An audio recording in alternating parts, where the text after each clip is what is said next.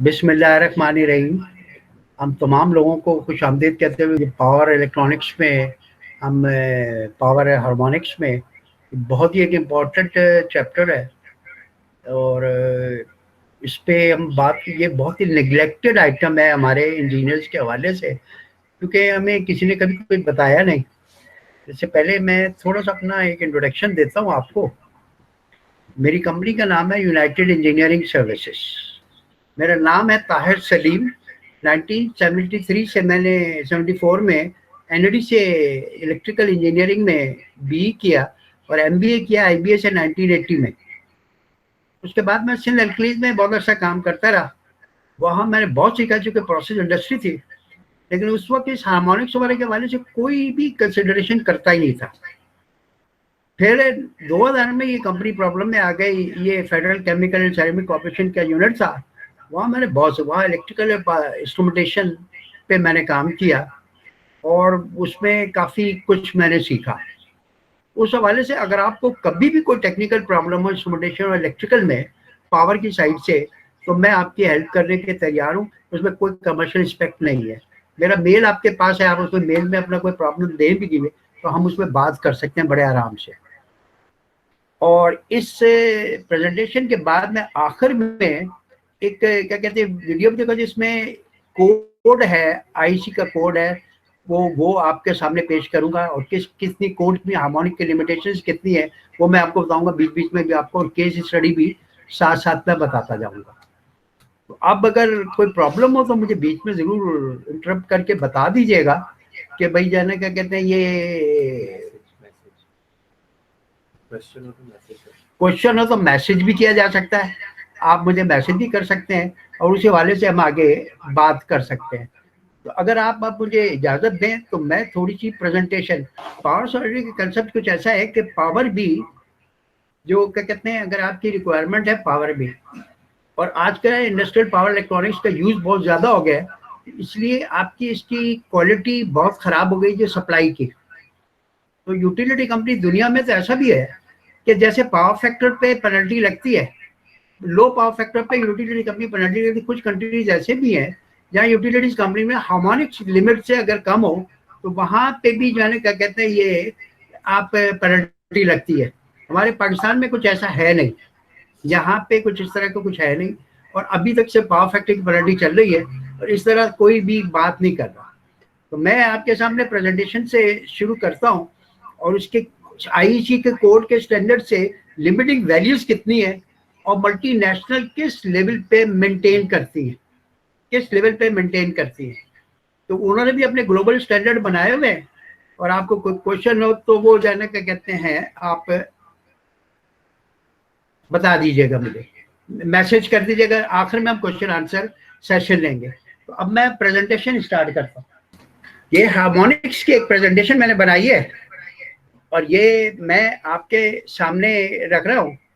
ये हार्मोनिक्स तो power quality के जो कंसेप्ट है उस हवाले से कहते हैं बात कर सकता हूँ कि पावर क्वालिटी के जो डिफेक्ट्स है वो हार्मोनिक डिस्टॉर्शन हो सकती है। मैं इसके मतलब आपसे बात करूंगा। ब्लैकआउट्स भी एक पावर क्वालिटी है। अंडर एंड ओवर वोल्टेजेस भी एक पावर क्वालिटी की डिस्टर्बेंसेस हैं। डिप्स एंड सर्जेस ये टाइमिंग पे डिपेंड करते हैं, डिप्स का टाइमिंग क्या और सर्ज का टाइमिंग क्या है, और उस हवाले से भी पावर क्वालिटी डिस्टर्ब होती है जिसमें आपका ऑपरेशन प्रॉब्लम में आता है। उसके बाद ट्रांजिएंट्स हैं, क्योंकि बड़ी मोटर या अगर बड़ी स्विचिंग कोई किया आपने तो ट्रांजिएंट्स का भी इम्पैक्ट आता है और पावर क्वालिटी डिफेक्टिव हो जाती है और उसमें आपको प्रॉब्लम्स आते हैं, मेंटेनेंस के बहुत ज्यादा प्रॉब्लम्स आते हैं। और इवन एक और बड़ा प्रॉब्लम है कि इसमें अगर आपने हैजर्डस एरिया की कोई हैजर्डस एरिया की कोई कंपोनेंट बाहर से मंगाया हुआ है तो उसमें अगर वो गलत जगह लगा देंगे तो इसमें टेम्परेचर क्लासिफिकेशन उसकी चेंज हो जाती है और वो इक्विपमेंट हैजर्डस रहता नहीं है। इसका हमें बहुत ज्यादा ख्याल रखना चाहिए सेफ्टी के पॉइंट ऑफ व्यू से। अब इसमें पहला प्रॉब्लम एक मैंने जैसे मेरी स्लाइड में अगर आप प्रेजेंटेशन में देखें कि capacitive reactance decreases as the frequency increases, क्योंकि इसमें फ्रीक्वेंसी वोल्टेज सारी डिस्टर्ब हो जाती है वहां पे। और इसके लिए मतलब ये कि पहले तो मैं बहुत आसान सा हल बताऊंगा आपको जो है ना क्या कहते हैं, जिसमें कि आप क्या कर सकते हैं और इसमें प्रॉब्लम को सॉल्व कैसे कर सकते हैं। लेकिन इसमें फिर बाद में फिल्टर का एडिंग होती है, तो वो फिल्टर पर प्रॉपर तरीके से आप इसको फिल्टर आउट करते हैं हार्मोनिक्स को, वो मैं बताता हूँ। तो इसमें फिर ये कि पॉसिबल सोल्यूशन जो जर्नल लेआउट सोल्यूशन है कि over size component by 1.3 to 1.5 time, increase insulation level और हार्मोनिक फिल्टर्स एंड रिएक्टर्स। मैं इसके अभी आगे चल से आपसे बात करूंगा हार्मोनिक फिल्टर्स और रिएक्टर्स बाद में, और यहाँ कराची के कुछ प्रॉब्लम्स आपको बताऊंगा जिसमें करोड़ों रुपए की लोगों की इन्वेस्टमेंट खराब हुई हुई है। ये मैं आपको मतलब ये कि अपने साथ वहां पे बताऊंगा। वहां पे अगर पावर क्वालिटी आपकी खराब है, मैं इसकी पिक्चर भी अभी आपको दिखाऊंगा, तो हार्मोनिक से मतलब इसकी जो साइन वेव है वो डिस्टर्ब हो जाती है।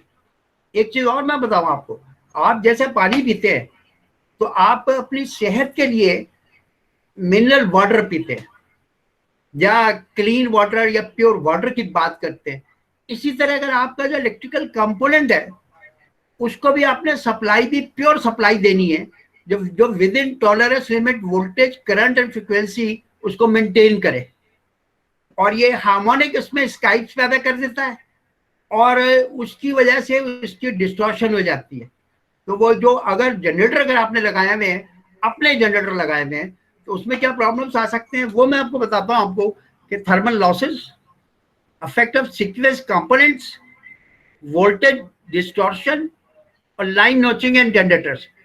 आपके जो ब्रेकर्स हैं ये जीरो, जब साइकिल आपका जीरो पे आता है तो तब इसमें ब्रेकिंग ट्रिपिंग होती है।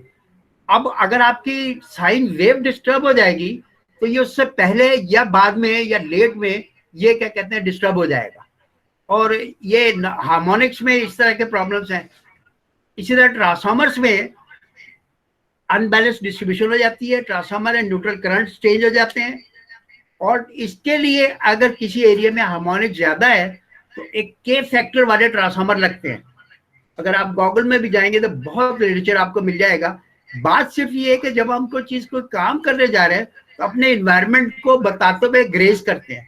बाहर वालों को बाहर से लेना है, अगर जिससे ट्रांसफार्मर खरीदना है तो अपने इन्वायरमेंट को जरूर बताए कि हमारे यहाँ, क्योंकि पावर इलेक्ट्रॉनिक जैसे अगर आपने वीएफडी बहुत ज्यादा नहीं है तो वो आपका कहते हैं ये पावर ये प्रॉब्लम आएगा ही आएगा। यूपीएस भी जितने नॉन लीनियर लोड है ये आपको ज्यादा प्रॉब्लम क्रिएट करते हैं, जिसमें इंडक्शन फर्नेसेस हैं, आपके ट्रांसफार्मर्स है, फोटोस्टेट मशीन्स है, कंप्यूटर्स है, सारी यूपीएसएस हैं।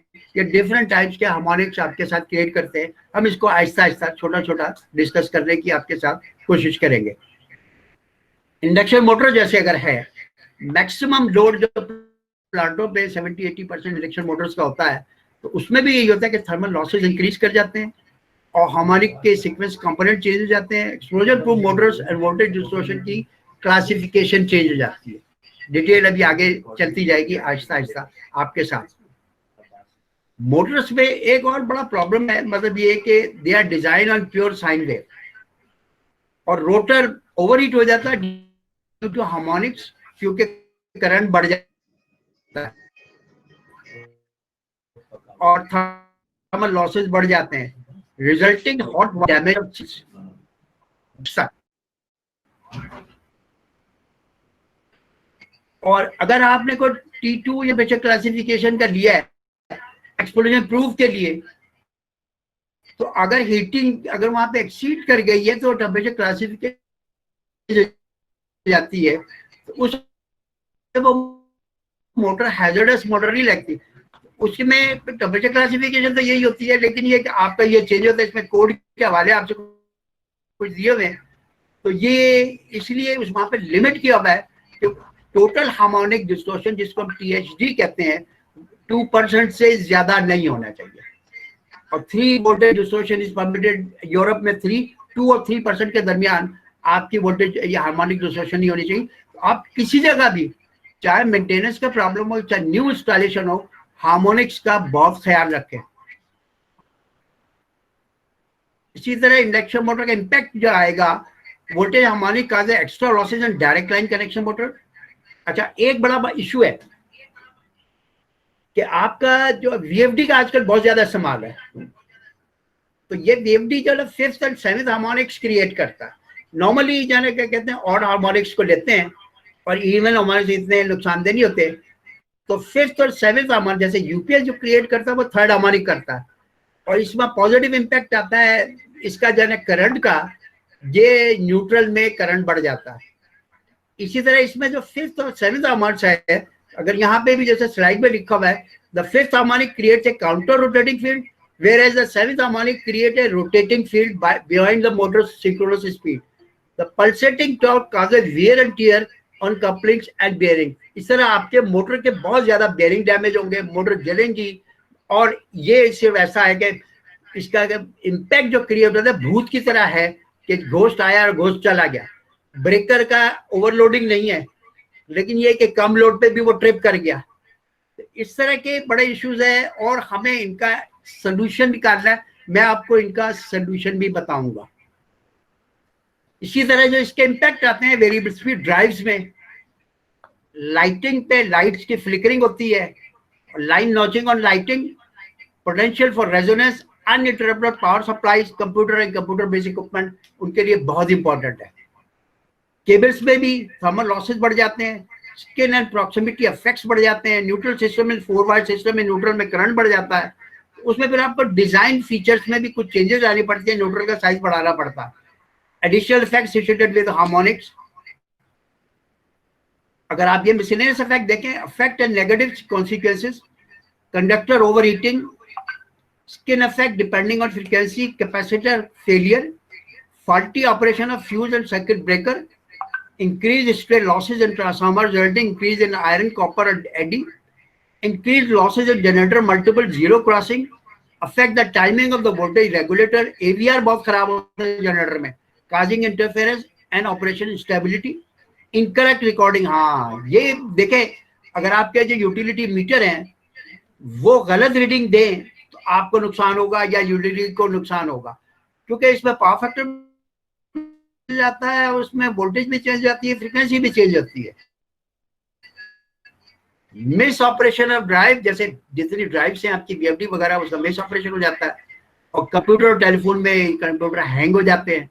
ये बहुत सारे इश्यूज हैं और इसमें बड़े आसान से मैं मतलब, अब देखिए एक छोटी सी एग्जांपल मैं आपके सामने रख रहा हूँ कि केबल पे क्या होगा। इसमें लोड करंट 600 एम्प्स का है और हमारी करंट आ रहा है 42%, तो उसमें फिर कैलकुलेट करके हमने निकाला है कि increase in losses 17.73% increase in losses आ रहा है सिर्फ केबल के अंदर। तो अगर आप ये देखें कि केबल आपने एक प्रॉपर लोड रेटिंग के हिसाब से साइज किया हुआ है, तो उसमें हार्मोनिक की वजह से तो ओवर साइज, इसीलिए हम कहते हैं तो इसको ओवर साइज कर दे तो थर्मल रीडिंग कम हो जाएगी। जो पहले मैंने स्लाइड में आपसे कहा है कि इसका एक पॉसिबल सोल्यूशन है कि हर कंपोनेंट को आप ओवर साइज कर दे तो आपकी कैपिटल कॉस्ट बढ़ जाएगी, लेकिन और भी बहुत सारे सोल्यूशन है। अगर आप ये छोटे छोटे ख्याल रख लें तो आपके बहुत सारे मसाइल हल हो जाएंगे जो हमें पता नहीं चलते वहां पे जाके। इसी तरह मेजरमेंट में कि पीक फैक्टर है पीक आरएमएस वैल्यू पे, और ये हमेशा मेजरमेंट जितनी होती है ये आपकी आरएमएस वैल्यू पे होता है, और ये भी मेजरमेंट गलत आती है। जैसे इस स्लाइड में मैंने दिखाया आपके साथ, आपके पास आप यहाँ पे अब ये टेलीफोन सर्किट ब्रेकर्स है, फ्यूज है, फ्यूज बगैर किसी रेटिंग के वो कंट्रीब्यूट कर जाते हैं। ये इस तरह पड़ा। अब ये देखें, ये एक स्लाइड आपके साथ है जो एक आइडियल पावर क्वालिटी है। इसमें आप देखेंगे प्योर है और इसमें ऊपर एक सॉफ्टवेयर है जिससे हमने ये ली है, और हमारे पास इसका पावर एनालाइजर भी इसके अलग आते हैं हार्मोनिक्स के। तो अगर इसमें आप ये देखें टीएचडी लेवल जो टोटल हमारी इसके मीन वैल्यू निकाली जाती है, ये 1.4%, ये वोल्टेज टीएचडी 1.3% और टीएनडी 1.2%, और करंट 6.9, 7.3 और 6.8। और अगर अब मैं दूसरा आपको दिखाता हूं, ये तो आइडियल पावर क्वालिटी है। आपने जो इलेक्ट्रिकल कंपोनेंट है उसकी इनपुट पावर इनकी कंप्राइजेज हो विद इन टॉलरेंस लिमिट, ये आनी चाहिए यहाँ पे। इसीलिए इसका हम कहते हैं कि हार्मोनिक एनालिसिस भी करें आप यहाँ पे। और अगर आप ये देखें ये डिस्टर्ब हार्मोनिक्स है, इसकी थर्ड फेज में शायद कनेक्शन में गड़बड़ है, ये बिल्कुल प्रैक्टिकली हमने किया है, ये एक ट्रांसफार्मर के ऊपर किया है। और इसमें अगर आप देखें इसमें करंट हार्मोनिक्स आ रहे हैं 36.5, 37.7 और 37.6, और जो अगर अभी मैं आपको बताऊंगा कि कोड जो कहता है कि करंट हार्मोनिक्स जो जनरली मल्टीनेशनल में भी लिमिटिंग वैल्यू रखी हुई है वो 5% रखी हुई है, और ये आपको फिर पूरे सिस्टम को काफी डिस्टर्ब करेगा। बहुत जगह हमने देखा है, मैं आपके सामने भी बहुत सारी एग्जांपल्स आपके सामने रखूंगा तो आपको पता चल जाएगा आपको यहाँ पे। और ये एक और चीज भी होती है, ये तो हार्मोनिक्स है जो मल्टीपल ऑफ फ्रिक्वेंसीज होता है, एक इंटर हार्मोनिक्स भी होते हैं जो साइड पे क्रिएट होते हैं और which are not integer of the multiple frequencies, जिसको कहते हैं सब हार्मोनिक्स, और फंडामेंटल से इसकी फ्रीक्वेंसी कम होती है। इसका ये अलग इशू है। यहाँ पे एक चीज अगर आपको बहुत ही मतलब मैं क्लियर बता दूं आपको, हम इलेक्ट्रिकल इंजीनियर को होते हुए भी लोड को जब भी अगर आप किसी प्लांट पे काम कर रहे हैं, बिल्डिंग पे काम कर रहे हैं, तो लोड को दो हिस्सों में डिवाइड कर रहे हैं। एक कहलाता है लीनियर लोड्स और एक कहलाता है नॉन लीनियर लोड्स। जो लीनियर लोड्स हैं वो सिंपल इंडक्शन मोटर्स है, और चूंकि आजकल फ्लोरेसेंट ट्यूब्स वगैरह या ये लग रही हैं तो उसमें तो वो नॉन लीनियर लोड में आ जाती है। अगर आपकी क्लासिफिकेशन करते हैं दो मुख्तलिफ हिस्सों में कि लीनियर लोड को अलग कर दें और नॉन लीनियर लोड को अलग कर दें, तो आपके बहुत सारे प्रॉब्लम नॉन लीनियर लोड में, जैसे induction furnace, variable drives, speed drives, solid state, soft starter और डिफरेंट पावर इलेक्ट्रॉनिक्स के इंस्ट्रूमेंटेशन जो मेजरमेंट वगैरह में इस्तेमाल हो रहा है, तो ये नॉन लीनियर लोड है। इनकी डिजाइन कंसिडरेशन भी अलग होनी चाहिए। ये मैं अभी आपके सामने यहाँ पे रखूंगा। और इससे पहले अगर आप मुझसे मतलब ये कि मैं आपको ये बताता हूँ कि दो तीन केसेस अगर आप हमारे इसके जो प्रॉब्लम्स के, ये कराची के हैं जिससे हमने बहुत कुछ सीखा, मैं आपके साथ भी एक शेयर करना चाहता हूँ। नेवी, पाकिस्तान नेवी ने 4 बोटें खरीदी, जिसमें 2 का नाम मुझे पता है जिसका था मिसाइल गाइडेड बोट्स, और 2 का नाम मुझे पता है जिनके पर मैं गया हूं, कुव्वत और जुरत। ये मिसाइल गाइडेड बोट थी, और आपके पता नहीं, आपको पता नहीं पता, मैरीन में ज्यादातर 60 हर्ट्ज की सप्लाई देते हैं। अगर डॉकयार्ड में भी जो केसी अपना फीडर देती है तो उसको कन्वर्ट करके 60 हर्ट्ज में देती है, इसलिए उनके मोटर जनरेटर सेट भी जो बोटों में लगे होते हैं वो 60 हर्ट्ज के होते हैं। पाकिस्तान नेवी ने चाइना से एक रडार सिस्टम खरीदा जिसकी फ्रीक्वेंसी 50 हर्ट्ज थी, और इस 50 हर्ट्ज की वजह से उन्हें एक वीएफडी लगा के एक मोटर 22 किलोवाट का एक मोटर जनरेटर सेट लगाया। इस मोटर जनरेटर सेट ने जो हार्मोनिक्स क्रिएट करना शुरू किए, उसमें यह कि जब जाहिर बात है महीनों ये बोटें समुद्र में ओपन सी में जाती हैं, तो वहां पे कभी कोई पावर सप्लाई हो रही है, कभी कहीं कोई प्रॉब्लम आ रहा है। हमने इसका एनालिसिस किया और पता चला कि इसके अंदर ये इस वीएफडी की वजह से, क्योंकि वीएफडी से वो आरपीएम रिड्यूस करके मोटर जनरेटर सेट लगा के 1800 से 1500 करके और 50 हर्ट्ज की फ्रीक्वेंसी ले लेते थे। तो ये वीएफडी एक नॉन लीनियर लोड है।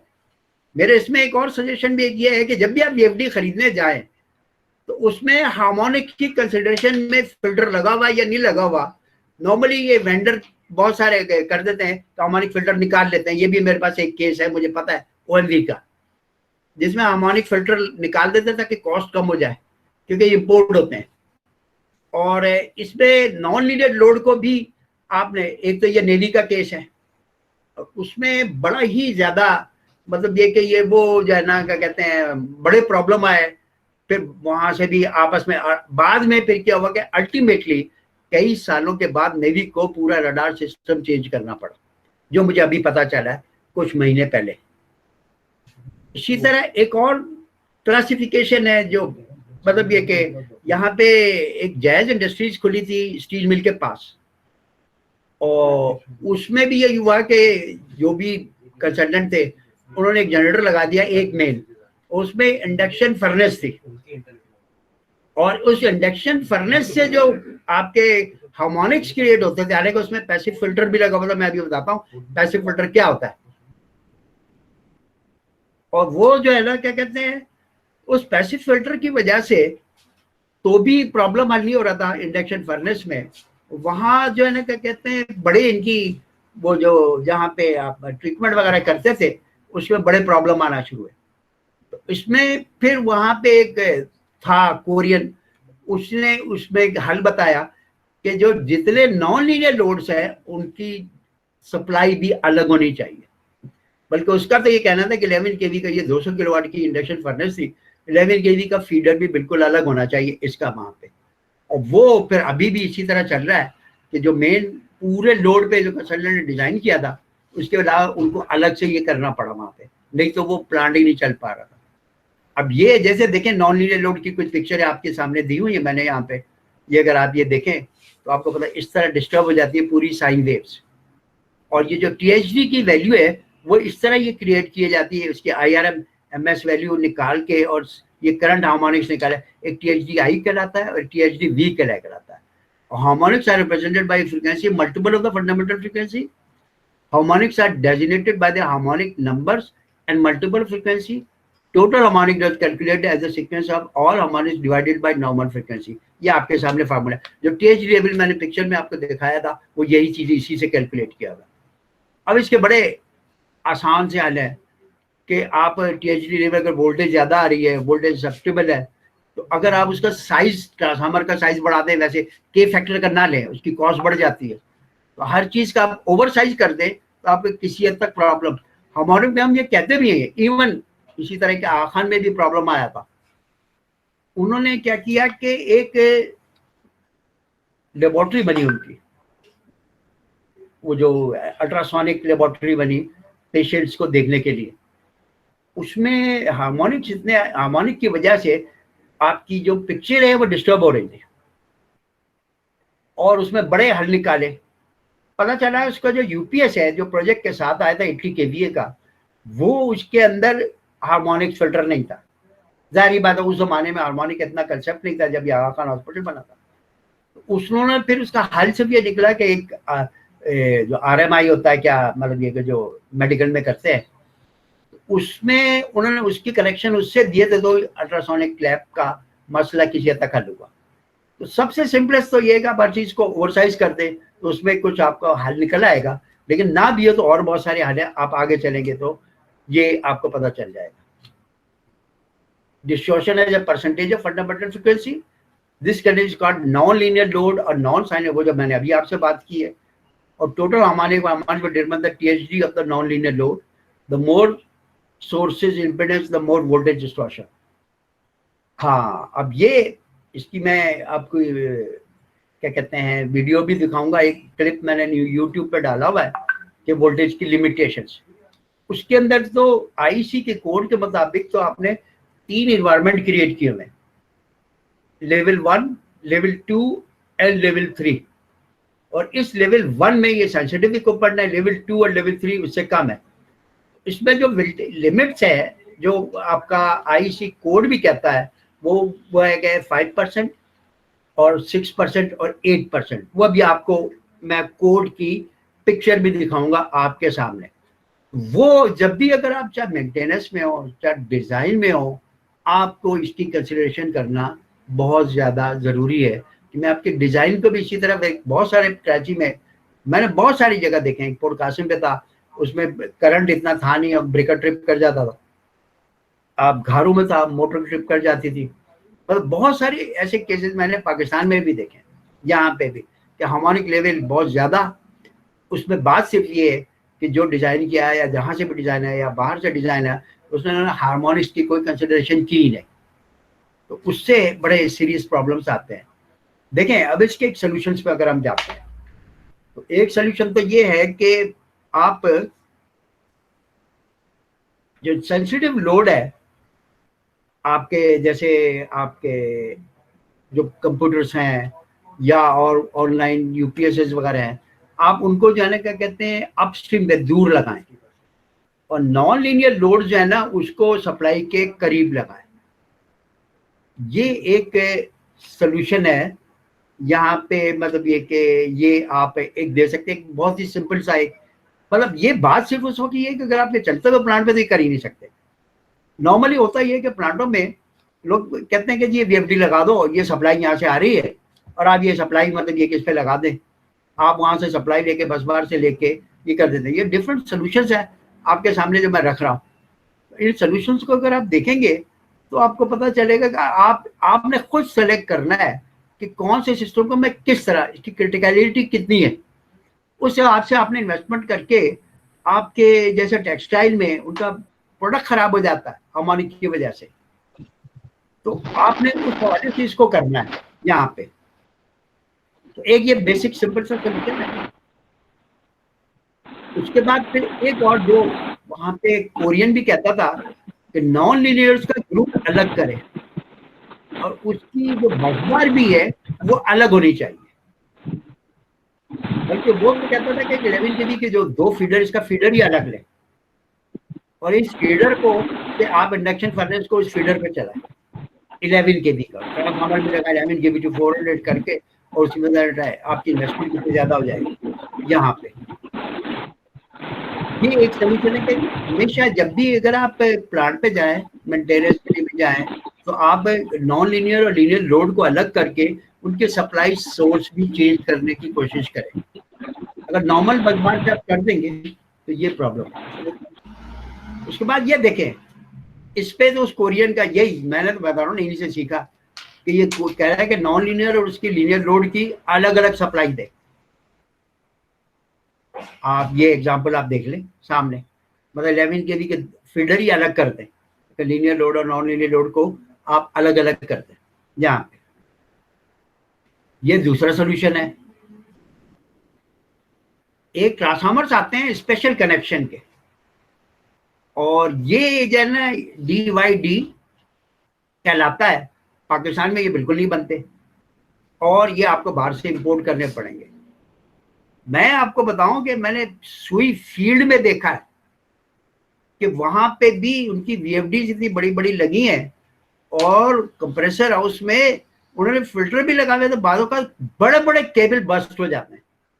ये मैंने सुई फील्ड में बलूचिस्तान में देखा जाके उनके। आप देखें कि इसकी सीरियसनेस कितनी ज्यादा है। अब आप तो समझे, लोग जैसे समझते हैं मोटर जल गई, हाँ मोटर जलने के लिए होती है, केबल बस्ट हो गया था, केबल बस्ट होने के लिए होता है, पुराना हो गया था, मतलब इस तरह की लेमन टर्म्स में लोग रूट कॉज एनालिसिस करते हैं। तो वहां पे हार्मोनिक की वजह से उनके केबल तक बस्ट हो गए थे, हालांकि स्पेशल ट्रांसफार्मर भी लगा था। मतलब जाहिर बात है, ये जो इंजीनियर है या डिजाइनर है उसको डिसाइड कर रहा है कि मैंने क्या करना है और क्या नहीं करना है। अब जैसे एक DYD कनेक्शन है, ये 5th और 7th हार्मोनिक्स को सप्रेस करेगा अगर आपके पास VFD वगैरह लगे हुए। DY connection 3rd harmonics UPS बहुत ज्यादा क्रिएट करता है, और DZ5 connection suppress the 5th harmonic. अब ये कॉस्ट है, ये एक्स्ट्रा कॉस्ट है, हर चीज में एक्स्ट्रा कॉस्ट है। ये फिल्टर भी बहुत एक्सपेंसिव आते हैं, लेकिन आपने क्रिटिकलिटी देखनी है और अपनी नीड को देखना है कि किस हिसाब से मैं प्रॉपर करूं यहाँ पे। इसी तरह एक और बड़ा मसला है कि ये रिएक्टर का, तो अभी मैं बात अभी आगे इसके बाद आता हूं मैं। यहाँ पे रिएक्टर भी लगाते हैं, पैसिव रिएक्टर लगाते हैं, लेकिन एक इम्पोर्टेंट चीज है कि जो आप हार्मोनिक्स में आप TNC जो है ना, जिसको हम कहते हैं अर्थिंग में, तो न्यूट्रल और ग्राउंड कॉमन होता है TNC में, और इसमें 2 है, और TNS जिसमें न्यूट्रल और ग्राउंड सेपरेट होता है। तो हार्मोनिक सेपरेशन के लिए, जब हार्मोनिक्स के जब ज्यादा हो तो वहां हमेशा अर्थिंग में TNS को प्रीफर किया जाता है, TNC अलाउड ही नहीं है। जिस जोन में अगर आपका हार्मोनिक ज्यादा है तो उसमें TNS को प्रीफर करें, जैसे न्यूट्रल और ग्राउंड कॉमन होता है। ये T है टेरा, अर्थ कनेक्शन इटालियन वर्ड है, N इज न्यूट्रल और S इज सेपरेट। तो TNS मीन्स ये 5 वायर सिस्टम होगा। अगर 3 फेज की सप्लाई है तो उसमें हमेशा हार्मोनिक के लिए TNS सिस्टम को फॉलो किया जाता है, इसमें दूसरी को डिस्करेज किया जाता है। जिस तरह और अर्थिंग सिस्टम में TT भी है, IT भी है, तो TNS को प्रीफर किया जाता है ताकि जो हार्मोनिक्स का जो करंट है वो ग्राउंडिंग के फीडर में जाए, प्रोटेक्टिव कंडक्टर में जाए। अब देखिए, अगर ये एक हार्मोनिक फिल्टर है, इसमें एक और बड़ी इंपॉर्टेंट चीज है कि जब आप हार्मोनिक में फिल्टरिंग कर रहे हैं तो उसमें ग्राउंडिंग बहुत इंपॉर्टेंट है। ग्राउंडिंग एंड अर्थिंग दोनों एक ही चीज है, मतलब इसमें बहुत इंपॉर्टेंट है कि आपकी ग्राउंडिंग परफेक्ट होनी चाहिए। क्योंकि ये जो अनडिजायरेबल जितने सिग्नल आप देखें ये रिएक्टर से हम उसको ग्राउंड कर रहे हैं, फिल्टर कर रहे हैं। रिएक्टर एक पैसिव ये फिल्टर लगा हुआ है, इसको हम पैसिव फिल्टर कहते हैं। और ये उसके बाद कैपेसिटर लगा हुआ, ये इसकी जाने क्या कहते हैं यहाँ पे। और ये पैसिव फिल्टर सस्ते मिलते हैं। और आगे जो दूसरे फिल्टर में आपको दिखाऊं, इससे भी अगर आपका मसला हल नहीं हो रहा, बाज़ औक़ात ऐसा भी होता है कि ये नॉन लीनियर लोड पे आपने उसको फिल्टर आउट किया, अगर आप ग्राउंडिंग नहीं लगाएंगे तो इसको ये फिल्टर काम ही नहीं करेगा।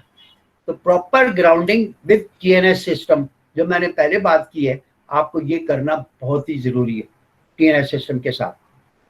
तो ये एक हार्मोनिक फिल्टर आप मतलब ये पैसिव फिल्टर कहलाता है। और इसमें इसकी जो लिमिटेशंस हैं ये देखें, industrial installation with set of non linear load representing more than 200 kVA, variable speed drives, UPS, rectifier etcetera, उस पर ये सिस्टम लगाया जाता है। Installation requiring power factor correction, installation where voltage distortion must be reduced to avoid disturbing sensitive loads, installation where current distortion must be reduced to avoid overloads। तो वहां पे हम ये पैसिव फिल्टर लगा सकते हैं। तो बाद अगला फिल्टर है आपका ये एक्टिव फिल्टर, जो बड़ा एक्सपेंसिव होता है काफी, लेस देन 200 kV के इंस्टॉलेशन है तो उसके ऊपर ये एक्टिव फिल्टर, जो नेवी में भी हमने ये एक्टिव फिल्टर की रिकमेंडेशन दी। इस एक्टिव फिल्टर में करते क्या है कि जो नॉन लीनियर लोड पे एक सेंसर लगता है, यहाँ पे अगर आप देखें एक सेंसर लगा हुआ है जो वही हार्मोनिक क्रिएट करता है जो नॉन लीनियर लोड क्रिएट कर रहा है, लेकिन अपोजिट फेस में। और ये इसको फिर यहाँ पे इसको फिल्टर आउट करता है और ग्राउंड कर देता है। उसमें फिर आपको आउटपुट पे जीरो टॉलरेंस वाली आपको साइन वेव मिलती है। ये एक्टिव फिल्टर कराया था, ये बहुत महंगा भी होता है और काफी एक्सपेंसिव है। अब आपने अपनी एनवायरनमेंट को देखना है कि मुझे एक्टिव फिल्टर की जरूरत है या नहीं है, मैं किस जगह काम कर रहा हूँ, मेरे क्या प्रॉब्लम्स हैं, ये इंजीनियर को डिसाइड करना है कि एक्टिव फिल्टर लगाना है या पैसिव फिल्टर लगाना है। इसके बाद एक और फिल्टर है जिसको हम कहते हैं, ये एक्टिव फिल्टर के ये हाइब्रिड फिल्टर कहते हैं, मोर देन 200 kVA। इसमें पैसिव फिल्टर और एक्टिव फिल्टर की कॉम्बिनेशन लगती है। एक्टिव फिल्टर से अगर कुछ रह भी जाए या पैसिव फिल्टर से कुछ रह भी जाए तो ये आप इसकी लेकिन ग्राउंडिंग टीएनएस होनी चाहिए। ये आप बिल्कुल जहन में, अगर ग्राउंडिंग प्रॉपर नहीं करेंगे तो ये आपकी फिल्टर की सारी जो है ना कॉस्ट वॉस्ट जो कैपिटल कॉस्ट है ये बेकार जाएगी, क्योंकि इसने कर रहा ही नहीं काम, मतलब ग्राउंड कहाँ करेगा इसको। तो ये कहलाता है हाइब्रिड फिल्टर। और पाकिस्तान में टेक्सटाइल वगैरह में ये लगे भी हुए हैं, लेकिन ये एक्सपेंसिव बहुत ज़्यादा है। अब एप्लीकेशन के हिसाब से आप देख सकते हैं। मैं वही तो कह रहा हूँ कि हर चीज़ को बड़ा थॉरली टेक्निकली देखना चाहिए हम लोगों को कि भाई इस टेक्निकलिटी में क्या चीज़ इन्वॉल्व है और कितने पैसे लगने हैं। अगर मैं एक टेक्सटाइल इंडस्ट्री लगा रहा हूँ या एक नॉन लीनियर वाली, जैसे ये केबल की फैक्ट्री थी जिसमें इंडक्शन फर्नेस थी, और उस इंडक्शन फर्नेस में बगैर किसी कंसिडरेशन या हार्मोनिक की, क्योंकि induction furnace non linear load है, और बगैर किसी कंसिडरेशन के सिंपल डिजाइन कर दिया गया, जैसे बिल्डिंगों का डिजाइन होता है या आपका जो है ना आम जनरल प्लांट का डिजाइन होता है। और उसके बाद फिर ये प्रॉब्लम आना शुरू हुए। नेवी में भी यही हुआ, आगा खान हॉस्पिटल में भी यही हुआ। मतलब ये हमने अगर ये सीखा भी है, कुछ नॉलेज ली है, तो ये नहीं प्रैक्टिकल एग्जाम्पल से ली है। मतलब ये हमें भी, मैंने भी सिंध अल्कलीज में 22 साल 23 साल काम किया है, लेकिन वहाँ हमें इसका बिल्कुल कोई कंसेप्ट नहीं था। बस चीज़ आए लगा दो, और मैनेजमेंट भी यही कहती है कि भाई ये मोटर चला दो, ये वीएफडी लगा दो, और आपने लीनियर और नॉन लीनियर लोड की डिस्क्रिमिनेशन करके काम करना है। आपके बहुत सारे मेंटेनेंस के प्रॉब्लम हल हो जाएंगे, नहीं तो हर वक्त 24 घंटे आप भागते रहेंगे प्लांट पे, क्या हो गया क्या नहीं हो। रूट कॉज करना बड़ा मुश्किल काम होता है कि किस वजह से हुआ। इसलिए हर फीडर का जहाँ पे इसका जो कहते हैं नॉकिंग पॉइंट होता है, वहाँ पे इसका जो है ना आपने क्या कहते हैं कपलिंग पॉइंट भी इसको कहते हैं, वहाँ से इसकी जो है क्या कहते हैं हार्मोनिक एनालिसिस करना बहुत ज़रूरी होता है। उसके हिसाब से फिर आप स्टेप लेते हैं कि मेरी अगर हार्मोनिक्स इतने ज़्यादा आ रहे हैं, जैसे ओएनवी में एक दफ़ा ऐसा हुआ था कि एक बड़ी कंपनी ने उनके वहाँ पे एक मोटर लगाई, उसमें वीएफडी लगाया और उसमें फिल्टर खा गया। जब प्रॉब्लम्स आना शुरू हुए तो फिर उन्हें मंगवा के वो फिल्टर लगाना पड़ा वहाँ पे। इसी तरह यहाँ पे सुई में बड़ी बड़ी मोटरें लगी हुई है और उसमें या तो फिल्टर सही नहीं है या आप अगर आप सही कर लिया हो, मुझे नहीं पता। पता जब मैं गया तो उस वक्त ये प्रॉब्लम था वहाँ पे सुई में, बहुत उनके कंप्रेसर हाउस में बहुत ज्यादा प्रॉब्लम था कि ये हार्मोनिक की वजह से। तो जनरली यहाँ पे मैंने ये देखा कि लोगों में इसका कंसेप्ट इतना क्लियर नहीं है। आप प्लांट लगा लेते हैं, बड़ी इन्वेस्टमेंट कर लेते हैं, एक छोटा सा उसका परसेंटेज ही होगा, मतलब किसकी क्या रिक्वायरमेंट है टेक्निकली, या हम सब कंसल्टेंट को और जितने इंजीनियर हैं इनको कुछ आइडिया होना चाहिए। अगर आप इसकी डिटेल में जाएं तो गूगल में भी आपको बहुत कुछ मिल जाएगा, कोई मसला ही नहीं है। मतलब ये कि लेकिन एक बड़ी बड़ी कंपनियां भी हैं, तो वो कंपनियां मतलब इसमें फिल्टर बना रही भी, दुनिया में बना भी रही है, इसमें फिल्टर भी बना रही है। यहाँ पे harmonic audit will determine the exact method कि आपने कौन सा मेथड इस्तेमाल करना है। और इवन अगर आप यूपीएस भी खरीदने जा रहे हैं, एपीसी के यूपीएस के कैटलॉग मैंने देखा है, तो आपको क्या कहते हैं फिल्टर के साथ चाहिए या विदाउट फिल्टर चाहिए। और वो तो ये भी कहते हैं कि किस लेवल तक हार्मोनिक की लिमिट रखनी है, तो फिल्टर भी उसी हिसाब से डिजाइन होगा। अगर आप वीएफडी खरीदने जा रहे हैं, आजकल वीएफडी का बहुत ज्यादा है या सॉफ्ट स्टार्टर का बहुत ज्यादा यूज है, तो आप उसमें ये जरूर देखें कि जिस वेंडर से आप खरीदने भी जा रहे हैं उसमें बिल्ट इन हार्मोनिक फिल्टर है या नहीं। यूपीएस खरीदने जा रहे हैं तो बिल्ट इन हार्मोनिक फिल्टर है या नहीं, या यूपीएस पे उसको ऑसिलोस्कोप से देखें कि हार्मोनिक कितने आ रहे हैं, या हार्मोनिक एनालाइजर से देखें कि यूपीएस कितने क्रिएट कर रहा है, क्योंकि ये हार्मोनिक सिस्टम पे फीडबैक करके और ओवरऑल डिस्ट्रीब्यूशन सिस्टम में डिस्टर्बेंसेस पैदा करते हैं। इसी तरह एक और जगह मैंने देखा है कि अगर एक ट्रांसफार्मर आपका 1000 केवीए का है तो उसके ऊपर नॉन लीनियर लोड 20 to 30% से ज्यादा नहीं होना चाहिए। अगर आपकी लोड की डिस्ट्रीब्यूशन आप इस तरह कर देंगे तो शायद आपके प्रॉब्लम्स बहुत सारे हल हो जाएंगे। जनरली मैंने देखा है यार 90% हार्मोनिक्स की कंसिडरेशन किसी डिजाइन में कोई करता ही नहीं। बस सिंपल से अगर आपके एग्जाम्पल बताऊंगा, आप जीरो क्लासिफिकेशन जो आईईसी के कोड के मुताबिक बिल्कुल इग्नाइटेबल मिक्सचर वहां पे है, वहां पे अगर आप एक मोटर आपने मंगा ली, उसमें टेम्परेचर क्लासिफिकेशन T3 या T4 मंगाई है आपने, क्योंकि ये सब्जेक्ट ने T3 या T4 की मंगाई है, तो वहां पे अगर टेम्परेचर क्लासिफिकेशन चेंज हो जाएगी तो उसको फिर टेम्परेचर क्लासिफिकेशन हाई टेम्परेचर होता है T1, तो आप उसकी फिर इसकी सीलें डैमेज होना शुरू हो जाएंगी।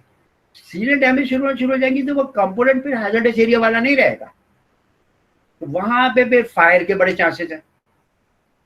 आप हैजर्डस एरिया में फायर तो बड़ी खतरनाक चीज है, एक्सप्लोजन हो सकते हैं। तो ये जाहिर बात है, मैंने जैसे अभी भी देखा आपने कि मतलब ये यूटिलिटी कंपनी जैसे सेफ्टी की कंप्लायंस में हम इंजीनियर्स को इतने नॉलेज नहीं है, हमारी अवेयरनेस नहीं है कि इन नॉर्मल मॉडर्न चीजों पे कुछ अपनी अवेयरनेस पैदा करके अपने आप को इम्प्रूव करें। ये मेरा एक ओपिनियन है, हो सकता है आप इख्तलाफ भी करते हो, लेकिन ये कि हम तो मतलब ये कि इसमें बड़ी कोशिश कर रहे हैं और आपके साथ ये वेबिनार भी इसी की एक कोशिश है। और पाकिस्तान इंजीनियरिंग काउंसिल भी इसमें बड़ी इनकरेज करती है कि आप ये सीपीडी के हिसाब से ये चीज़ें, और मैं कोशिश ये करता हूँ कि वो चीज़ें बताएं कि जो जनरल इंजीनियर्स को जरा कम, हमें बड़ी कम नॉलेज थी।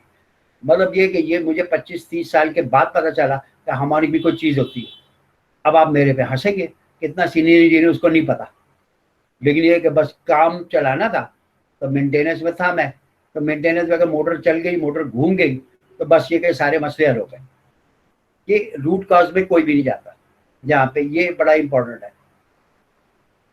अब इसमें अगर आप कुछ खुद करना चाहें तो वो जो है ना, आप ये छोटी सी एग्जांपल डाली है कैलकुलेशन की, इतना टाइम नहीं है कि हम इस कैलकुलेशन पे जाएं यहाँ पे।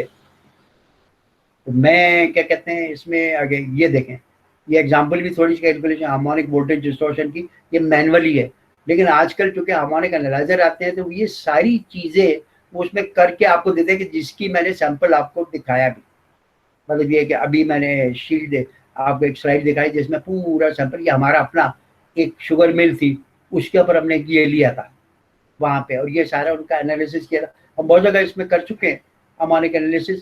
तो बाजू का ये होता है कि तो प्रॉब्लम हल नहीं हो रहा, तो उसके क्या किया जाए, तो वो बड़ा इंपॉर्टेंट है कि हम उसके एक्चुअल इन्वायरमेंट को डिस्कस जरूर करेंगे, इन्वायरमेंट को देखें तो सही कि एनवायरनमेंट है कैसा यहाँ पे। ये सिंपल हार्मोनिक कैलकुलेशन है। अब ये देखिए, ये फिल्टर्स हैं, पावर हाउसेज वगैरह में रखते हैं, ये हार्मोनिक फिल्टर्स हैं यहाँ पे। ये भी हार्मोनिक फिल्टर्स हैं, डिफरेंट है, नोकिया के है ये शायद, उसके उससे मैंने लिया यहाँ पे। वेरिएबल कंपेंसेटर है यहाँ पे ये और ये हार्मोनिक एनालाइजर है, डिफरेंट हार्मोनिक एनालाइजर्स हैं यहाँ पे। ये जैसे ये पावर एनालाइजर सर्कुटर का हमारे पास भी है, हम इससे एनालिसिस करते हैं, और उसमें भी पावर विजन का एक सॉफ्टवेयर है, वो पूरा उसके अंदर सारा डाटा आ जाता है। तो आपने पिन पॉइंट करना है कि आपके वहाँ पे किस तरह मतलब कि वहाँ पे चलेगा। क्वेश्चन अगर आपके पास हो तो वो मुझे माइक से भी बता सकते हैं, आप लिख के भी भेज सकते हैं। वालेकुम सलाम, अपना जरा तारुफ भी करा दें। सर मेरे 2-3 सवाल है।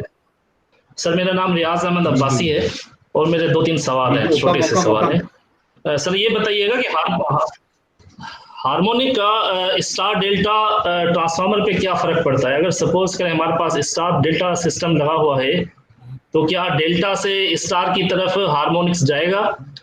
पहला ये सवाल है। मेरे 2-3 सवाल हैं, बारी बारी आप जवाब देते जाएं तो फिर मैं करता जाऊं। एक ले लेते हैं। देखिए, ट्रांसफार्मर ने तो सिर्फ पावर को ट्रांसफॉर्म करना है, आपने मतलब एक पर्टिकुलर वोल्टेज लेनी है। आपने ट्रांसफार्मर के इसमें कोई हार्मोनिक की लिमिटेशन नहीं करेगा।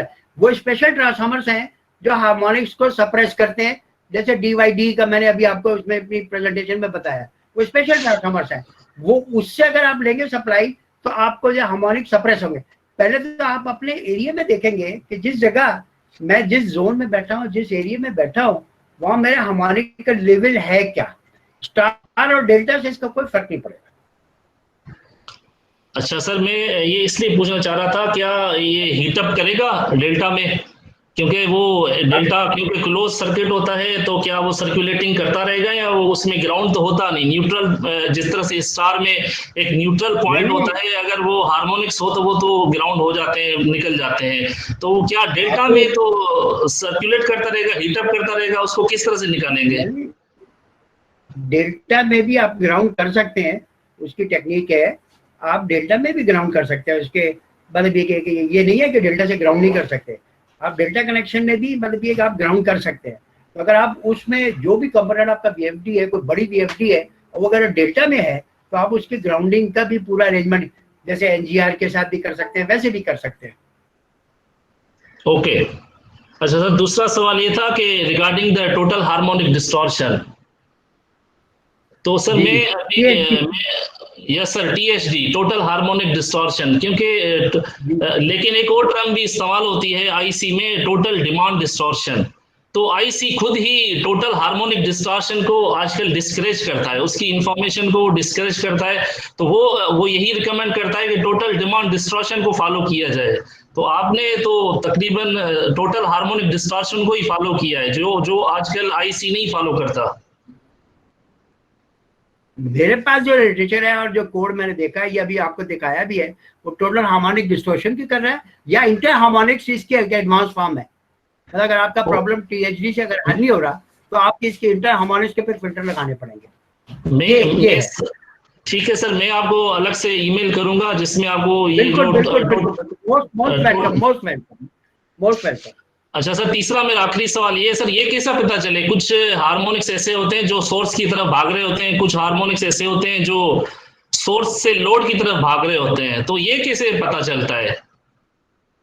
पावर एनालाइजर से, हार्मोनिक्स से आप हार्मोनिक्स का एनालिसिस करेंगे, वो सारी चीजें आपको बता देगा, जिसकी स्लाइड मैंने आपको दिखाई है। और ये इंडिकेटर भी मिलते हैं, और आपके पावर एनालाइजर भी मार्केट, लेकिन महंगे बहुत हैं।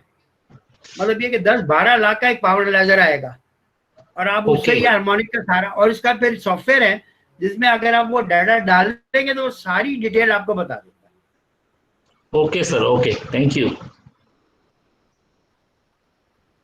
मैं मतलब एक जनरली ये फील करता हूँ कि हम लोग मतलब ये कि थोड़ा सा जो है कहते हैं अवेयरनेस नहीं है। मतलब देखे, हम भी 50-70 साल तो मेरी एज हो गई है, और हम जो है ना क्या कहते हैं, अवेयरनेस नहीं है हमारी। हम ये क्यों सोचते हैं कि हम बड़े अच्छे इंजीनियर बन गए। हमें ये नहीं सोचना चाहिए कि हम बड़े अच्छे इंजीनियर, अभी दुनिया में और बहुत सारी चीजें हैं जिसके इम्पैक्ट को हम स्टडी करने की कोशिश करें। अभी जैसे आपने बताया कि उसमें अर्थिंग नहीं है, तो बगैर अर्थिंग के कोई फिल्टर लगाना ही बेकार है। मैंने तो आपको सोल्यूशन बताया कि अगर आप अर्थिंग नहीं करेंगे तो फिल्टर लगाना ही बेकार है। इसी तरह सर्ज प्रोटेक्टर में अर्थिंग लोग नहीं करते, एक यूनिट लेके मार्केट से लेके खरीदा लगा देते, अर्थिंग नहीं करेंगे तो बेकार है, उसने सर्ज को भी ग्राउंड करना है। इस तरह हार्मोनिक के जो अनडिजायर्ड सिग्नल्स है उसने ग्राउंड करना है, तो वो जब तक आप अर्थिंग प्रॉपर नहीं करेंगे तो आपका डिवाइस काम ही नहीं करेगा।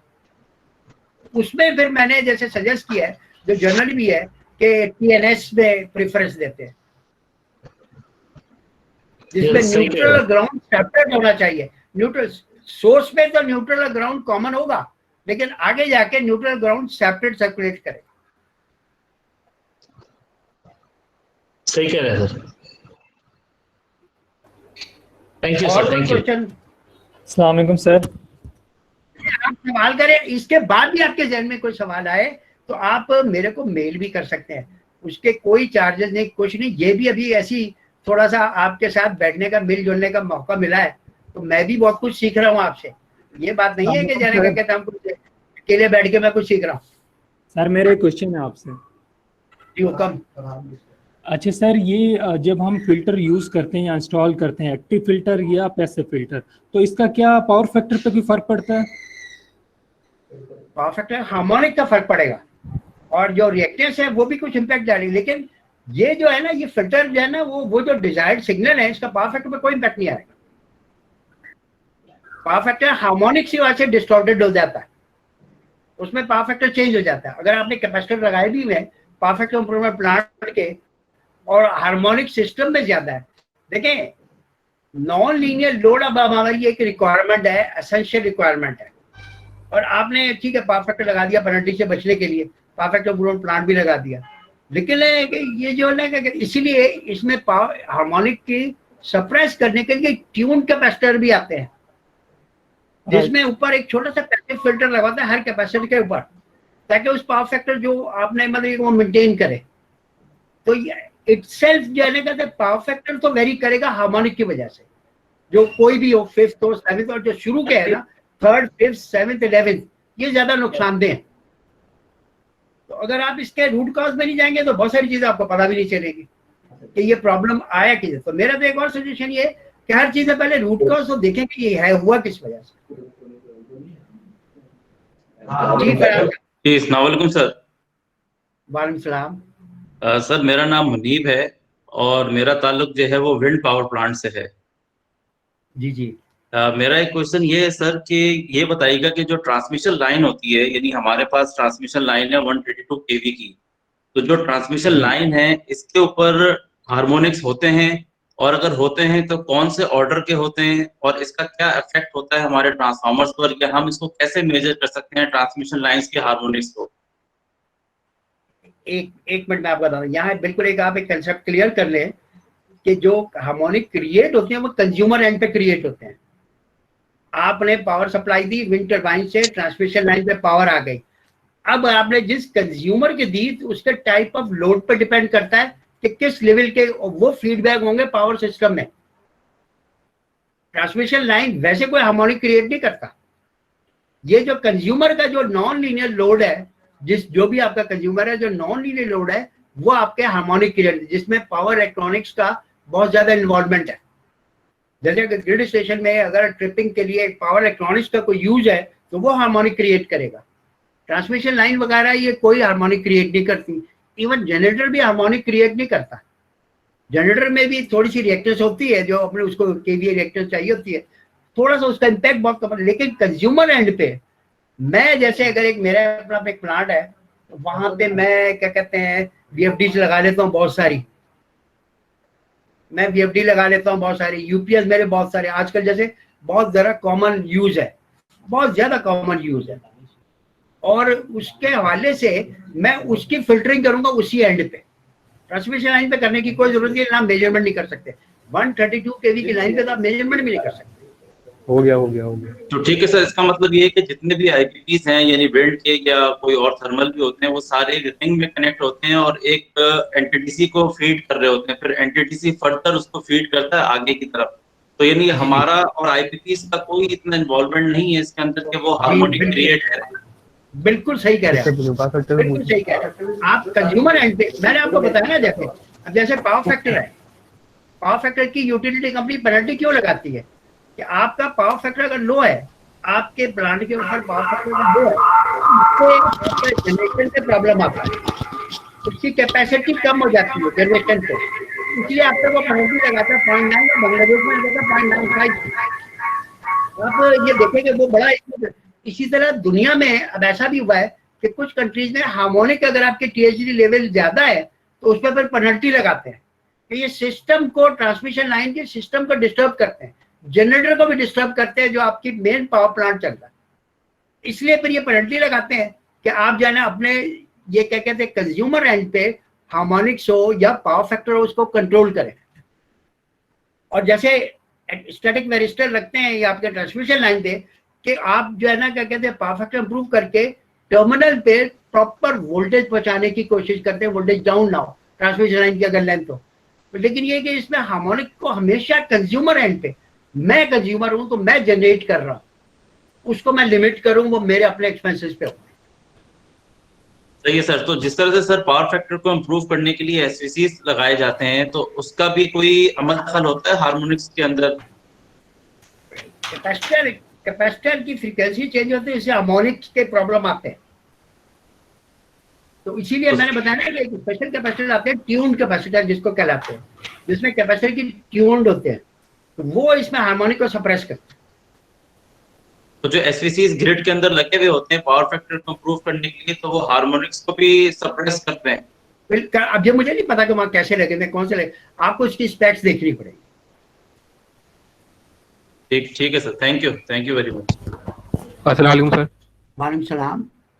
सर मेरा नाम बिलाल अहमद सिद्दीकी है। मेरे 2-3 सवाल हैं इस जी, वीडियो से रिलेटेड। पहला सवाल ये है कि जब हम VFD परचेज करते हैं तो उस पर मेंशन होता है कि 0.95 पावर फैक्टर के लिए डिज़ाइन हुई है, तो इससे क्या मुराद है? वो एक्चुअली वो लिमिट करता है, आप ये कहता है कि मेरा ये जो आपकी VFD है ये पावर फैक्टर को लो नहीं करेगी। आप इससे ज्यादा इंपॉर्टेंट है कि जब आप भी VFD खरीदें, मैं आपको रियली आपको बताऊं, मैं झूठ नहीं बोल रहा, मैंने तो जो VFD बेचने वाले उनसे लिमिटिंग वैल्यू पूछी कि आप किस लिमिट वैल्यू की, किसी को कुछ पता नहीं था। मैं कोई घर से नहीं, मतलब आप अगर आप गूगल में जाए तो ये सारी चीजें आपको मिल जाएंगी। जब भी मेरा एक एडवाइस आपसे ये कि आप VFD खरीदें तो उसे ठीक है वो 0.95 पे आपसे कहता है कि जी ये ऑपरेट करेगा। अगर कम होगा, अगर देखें पावर फैक्टर अगर आपका कम होगा तो आपकी उसकी VFD की कैपेसिटी डिक्रीज हो जाएगी। लेकिन जो हार्मोनिक का क्वेश्चन है कि VFD 5th and 7th harmonic create करेगा, तो अगर उसमें बिल्ट इन फिल्टर नहीं है तो ये फिर आपके सिस्टम को खराब करेगा, ये सिस्टम में फीडबैक होगा। जैसे नेवी में क्या था, 22 किलोवाट का एक मोटर जनरेटर सेट, और वो तकरीबन 22 किलोवाट का एक मोटर जनरेटर सेट कितने का आएगा, 1.5 लाख रुपए का आ जाएगा ज्यादा से ज्यादा। और उसका फिल्टर जो आ रहा था उस जमाने में, ये 2005-6 की बात है, वो आ रहा था 16 लाख का। तो आप अंदाजा करें, पहले से ही मैं डिजाइन की वेरिफिकेशन।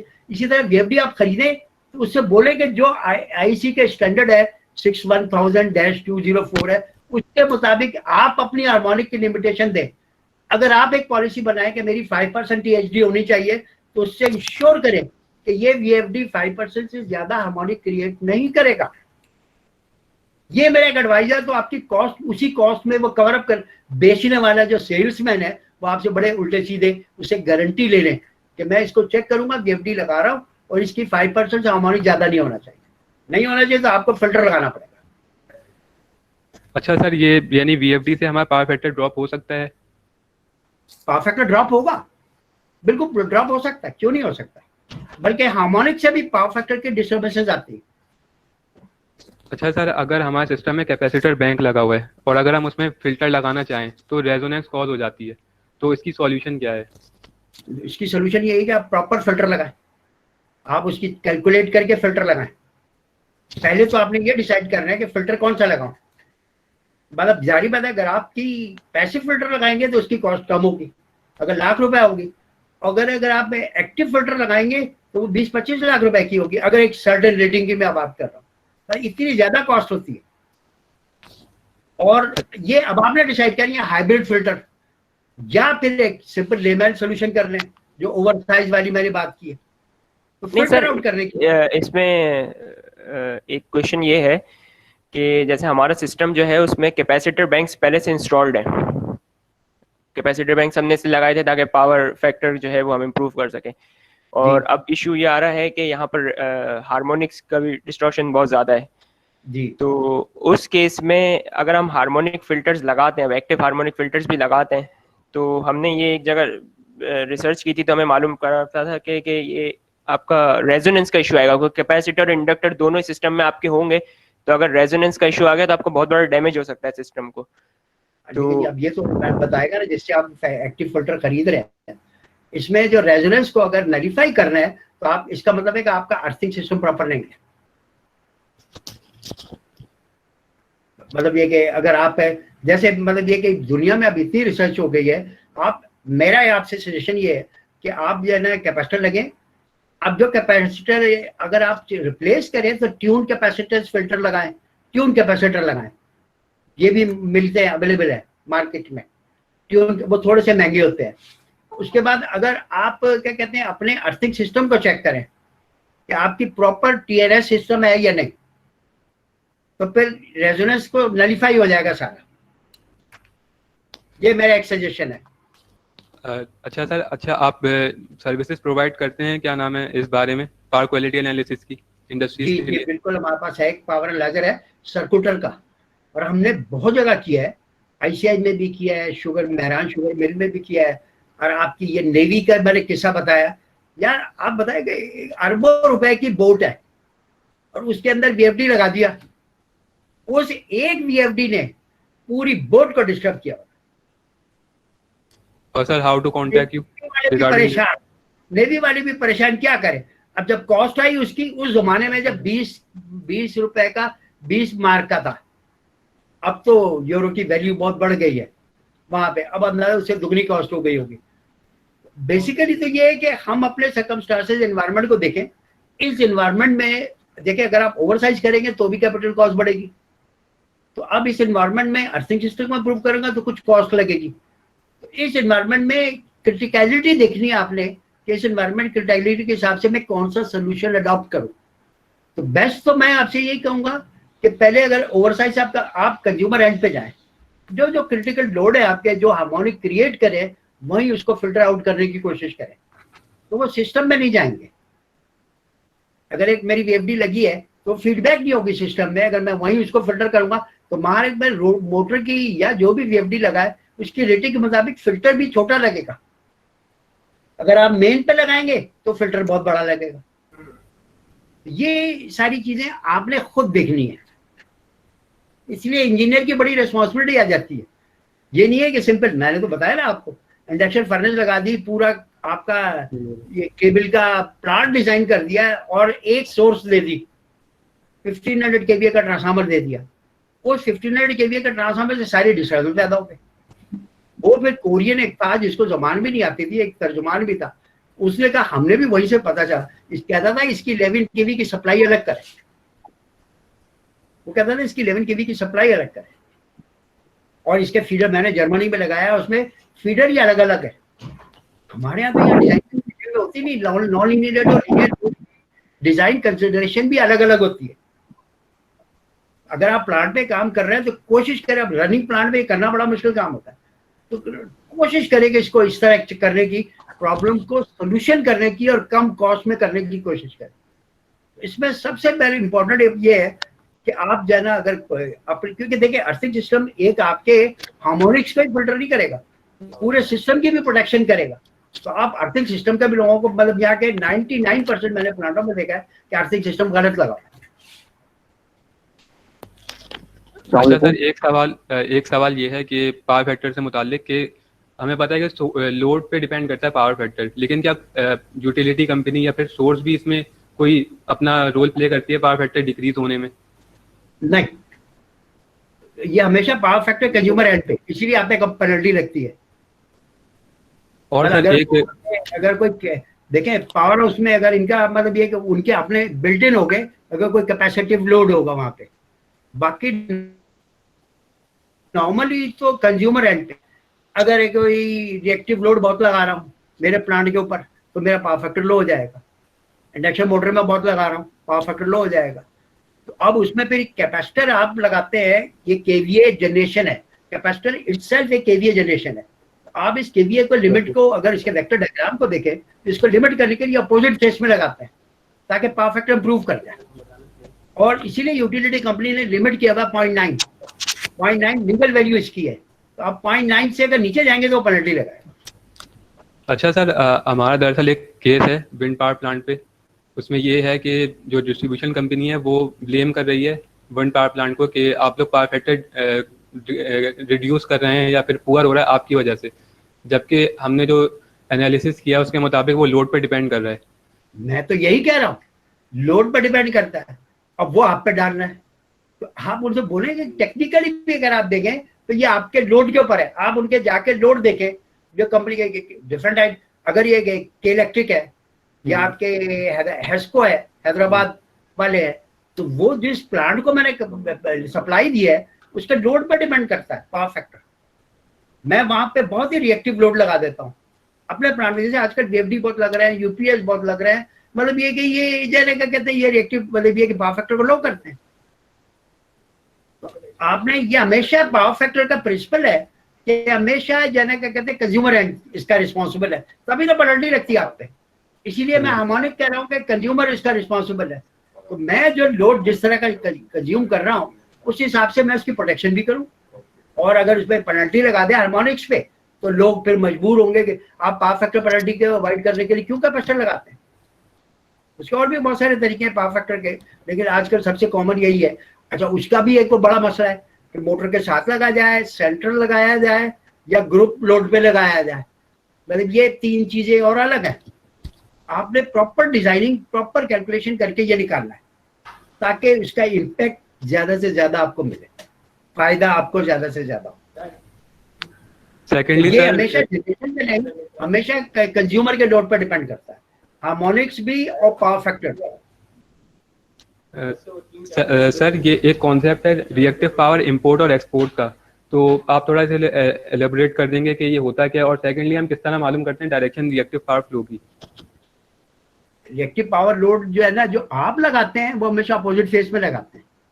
इसका अगर आप वेक्टर डायग्राम देखें, सिंपल पावर डायग्राम आपने पढ़ा भी होगा, सिंपल पावर डायग्राम है।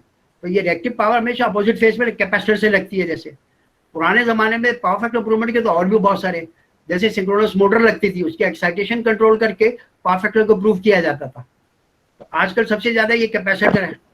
ये कैपेसिटर एक जनरेटर है जो आपकी केवीए रेटिंग को आपको कम करता है उसकी, या अपोजिट फेस में अगर केवीए रेटिंग मेरी 100 केवीए आ रही है तो ये पीछे से 90 केवीए देके 10 केवीए कर देगा। और कुछ तो हर लोड को, इलेक्ट्रिकल को केवीए भी चाहिए होता है, रिएक्टिव लोड भी चाहिए होता है, जैसे मोटर को भी रिएक्टिव लोड चाहिए होता है। आपने उस लिमिट के अंदर रह के रिएक्टिव लोड प्रोवाइड करना होता है।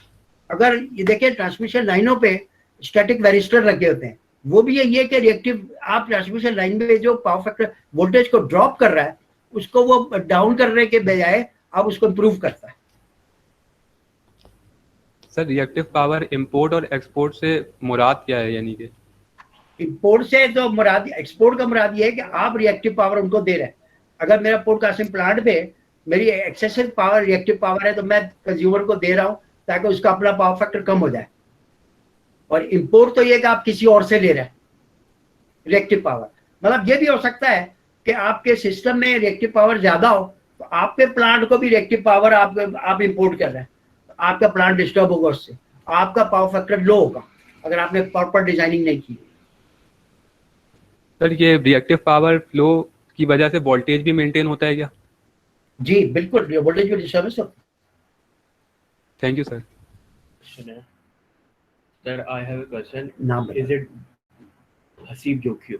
अच्छा हसीब साहब, I have a question. Is it beneficial to ground the neutral point of a star at the secondary side of the transformer to reduce the harmonics? ये देखें, इसके लिए आप थोड़ा सा अर्थिंग सिस्टम को बहुत समझने की कोशिश करें। जो स्टार पॉइंट न्यूट्रल का वो तो हमेशा ग्राउंड किया जाता है। अगर आपका जो है ना, जो TNC या TNS में स्टार पॉइंट तो ग्राउंड किया ही जाता है, ये सेफ्टी की कंप्लायंस है। स्टार पॉइंट को तो ग्राउंड करना ही जरूरी है। और आगे फिर अगर आप ग्राउंडिंग प्रॉपर इसी से देंगे तो आपके हार्मोनिक के भी इंटरफेरेंसेस कम होंगे। और स्टार्ट पॉइंट को या तो एनजीआर न्यूट्रल ग्राउंड रेजिस्टेंस के थ्रू आप ग्राउंड करते हैं या सॉलिडली ग्राउंड करते हैं। सिर्फ और सिर्फ आईटी सिस्टम में, बाद आईटी सिस्टम में मतलब आइसोलेटेड टेरा कहलाता है, उसमें न्यूट्रल को ग्राउंड नहीं किया जाता। वो एक अलग अर्थिंग सिस्टम है कि जिसमें क्या कहते हैं, न्यूट्रल को जब हम ग्राउंड नहीं करते तो एक फॉल्ट अगर एक ट्रांसमिशन लाइन नीचे गिरती है और ग्राउंड में उसका करंट आएगा तो उसमें पावर सप्लाई डिस्टर्ब नहीं होगी, ब्रेकर ट्रिप नहीं करेगा। ये कहलाता है आईटी सिस्टम, आइसोलेटेड टेरा। तो जैसे क्रिटिकल सिस्टम है, जैसे पानी के शिप्स हैं, हॉस्पिटल्स हैं, वहां पे ये आइसोलेटेड टेरा आईटी सिस्टम में लगाया जाता है। हमारे नॉर्मल डिस्ट्रीब्यूशन सिस्टम में जैसे के इलेक्ट्रिकल डिस्ट्रीब्यूशन में वो टीएनसी है, न्यूट्रल ग्राउंड कॉमन है। अब आप अपने यूज, अगर आपके हार्मोनिक ज्यादा है या आपको आगे मतलब बड़ा सेंसिटिव लोड है, उसको फिर आप टीएनसी को टीएनएस में कन्वर्ट कर सकते हैं। न्यूट्रल तो ग्राउंड के साथ कॉमन होता ही है सोर्स पे। अगर आपकी अपनी डीबी है तो उस डीबी पे भी न्यूट्रल ग्राउंड पे जंपर लगाना चाहिए अगर अपनी सप्लाई है। इसमें बाद औक़ात के इलेक्ट्रिक वाले एतराज करते हैं तो वो न्यूट्रल ग्राउंड कॉमन नहीं करने देते। लेकिन अगर सेफ्टी के कंप्लायंस देखें तो 3 अर्थिंग सिस्टम में टीटी, टीएन और आईटी में आपको टीएनसी अगर आपने यूटिलिटी कंपनी से लिया है तो आप जाने कहते हैं उसको हाले से आगे भी टीएनएस बना सकते हैं। टीएनएस को टीएनसी नहीं कर सकते, मतलब उसमें आगे कन्वर्ट करके टीएनसी नहीं कर सकते। तो अगर मैंने के इलेक्ट्रिक से अगर सप्लाई ली है तो वो मुझे न्यूट्रल ग्राउंड कॉमन है एट सोर्स, तो बीच में ट्रांसमिशन लाइन भी अर्थिंग होनी चाहिए ताकि इसकी ग्राउंडिंग जो सोर्स पे है वो मेंटेन रहे। तो अगर आप 5 पोल या 10 पोल के बाद, आजकल जैसे ग्राउंडिंग का बड़ा कंसेप्ट है, नेपरा ने भी कह दिया कि जाने क्या कहते हैं हर पोल की ग्राउंडिंग कर दो, ये भी गलत है। हर पोल की ग्राउंडिंग करने की कोई जरूरत ही नहीं है। आप 5 पोल या 10 पोल के बाद ग्राउंडिंग करें, लेकिन लूप को देखें, पूरी लूप के सिस्टम को देखें कि लूप का सिस्टम मेरा किस हद तक मेरी जो है ना ग्राउंडिंग का रेजिस्टेंस मेंटेन करके मेरे शॉर्ट सर्किट ट्रिपिंग को मेंटेन करता है। ये देखना है वहां पे। नेक्स्ट क्वेश्चन, आपके सवाल का जवाब हो गया मोहम्मद फुरकान। फुरकान साहब बेटा। If converter rectifier are installed, power it cause harmonics. देखें, अगर कन्वर्टर रेक्टिफायर जो है मेरे ख्याल में ये नॉन लीनियर लोड में आते हैं तो ये हार्मोनिक क्रिएट करेंगे। सिर्फ आपके लिए ये है कि आप जब उसको खरीदने जा रहे हैं, मतलब बात सिर्फ ये कि मेरी रिस्पॉन्सिबिलिटी एज इंजीनियर, मैं कोई कंपोनेंट देखे, स्टेक होल्डर्स तो टेक्निकल नहीं होते, आप लोग टेक्निकल है, तो मेरी रिस्पॉन्सिबिलिटी है कि उसकी प्रॉपर स्पेसिफिकेशन के मुताबिक खरीदो। ये भी हार्मोनिक क्रिएट करेंगे अगर ये नॉन लीनियर लोड में। मेरे ख्याल में तो ये inverter rectifier non linear load में आते हैं तो ये आपको हार्मोनिक क्रिएट करेंगे। तो आप वहीं उसको लिमिट करें कि उसमें बोले कि बिल्ट इन फिल्टर लगाओ।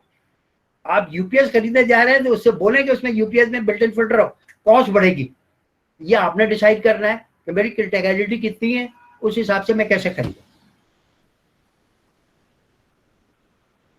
जी वालेकुम सलाम। अपना नाम बता दें बेटा। जी, मेरा नाम आसिम शकील है। सर मेरा एक छोटा सा क्वेश्चन है कि आपने जो हार्मोनिक्स के सॉल्यूशंस बताए हैं उसमें आपने टीएनएस जो सप्रेसर है, जो एक अर्थिंग सिस्टम है, वो आपने बताया है। तो मेरा क्वेश्चन ये है कि जो पीटरसन कॉइल अर्थिंग या रेजोनेंस अर्थिंग है, ये टीएनएस अर्थिंग ही है? और क्या ये अर्थिंग जो है ये हमें हार्मोनिक्स से प्रोटेक्शन देती है? हार्मोनिक्स नहीं, ये अर्थिंग सिस्टम को आप बिल्कुल अलग करें। ये जो और आपके रेजोनेंस जो आपके रिएक्टर्स वाली अर्थिंग, पीटरसन कॉइल वगैरह जैसे है, ये अर्थिंग सिस्टम अलग है। और ये आप इसकी अर्थिंग का बिल्कुल मतलब रिकमेंडेड है कि टीएनएस करें जिसमें न्यूट्रल ग्राउंड अलग अलग हो। मैं एक चीज और आपको बड़ा इंपॉर्टेंट बता दूं, अगर आप अर्थ का करने का ये मतलब नहीं है कि आपने वो लगा के और उससे ग्राउंड से लगा दिया है। आपने तो उसकी पूरी लूप को चेक करना है कि ये लूप कंटिन्यूड किया है, तो अर्थिंग होगी। आपने पूरी लूप को चेक करना है कि ये लूप उसके ट्रिप कॉइल तक भी जा रहा है, ग्राउंड के प्रॉपर नहीं जा रहा है। जो अभी इतना गलत किया, जैसे यूटिलिटी कंपनी में अभी अर्थिंग हो रही है, उसका कोई दीन ईमान ही नहीं है, कुछ पता नहीं है कि कैसे कर रहे हैं, क्या नहीं कर रहे हैं, पैसे खर्च कर रहे हैं। मैं आपसे कह रहा हूँ कि आप प्लांट पे हो तो अपनी उसकी जो अगर इक्विपमेंट है उसकी प्रॉपर अर्थिंग करें। लेकिन उस अर्थिंग में 3 कंडीशंस बड़ी जरूरी हैं। एक तो अर्थ की कंटिन्यूटी को चेक करना है, दूसरा उसका कंडक्टर का साइज निकालना है, और तीसरा उसका जो है क्या कहते हैं ओपीडी डिवाइस जो है, ऑपरेटिंग प्रोटेक्शन डिवाइस है, वो प्रॉपर रेटिंग का लगा हुआ या नहीं लगा हुआ, ये आपकी प्रोटेक्शन है।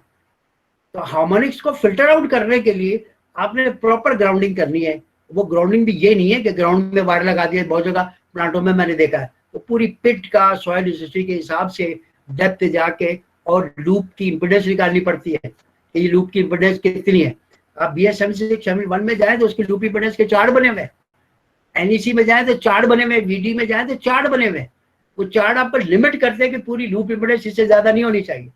और हमारे यहाँ हमारी जो थिंकिंग है खाली वो जो है ना क्या कहते हैं अर्थ इलेक्ट्रोड रेजिस्टेंस की है, हालांकि जो मेन ऑपरेटिव चीज है वो आपकी लूप इंपीडेंस की इंपीडेंस है, जो करंट को रिड्यूस किस हद तक कर सकती है, और ट्रिप कॉइल उस करंट रेटिंग का लगा हुआ ये नहीं लगा हुआ, ये आपकी प्रोटेक्शन है।